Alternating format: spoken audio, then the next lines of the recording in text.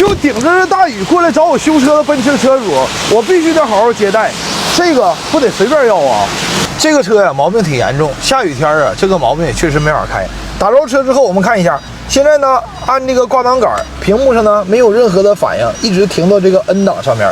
车主啊也给四 S 店打电话了，四 S 店了解情况之后啊，告诉车主等救援吧。但是啊，今天救援的车比较多，要排到他那儿啊，最快也得后半夜。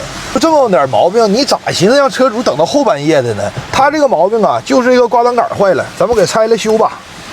就这奔驰挂挡杆啊，经常犯毛病，也经常有车呀扔道上。但是赶上今天下雨啊，就认倒霉吧。有很多奔驰车主啊都换过这个挂挡杆总成，而且呢，有的都不止一个。其实啊，里边毛病也不大，打开看一下吧。毛病啊，其实就在这个小杆上面的。咱们看一下这个杆的里边，在这里边啊有一个小电路板，在这个电路板上面呢还有两个这个小开关。在车上现在出现挂不上档的原因，损坏的原因呢，就是因为这块呢有两个触点。它呢现在接触不良导致的，咱们在这儿处理一下就行。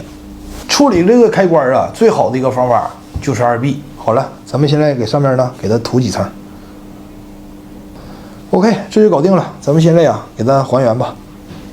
行了，外头还下着雨呢，赶紧装车去试一下吧。好了，咱们现在打车试一下。好了，咱们现在挂下档试试。好了，D 档，再挂下倒档。行了，咱们再往前走一下试试。好了，没问题了，一切正常。好，这活搞定。老铁们，处理了一下这个小开关，就把它这个问题啊给它搞定了。你说就是顶着大雨，我这半拉身都湿透了，那这个活我要是多少钱合适？打在评论区告诉我。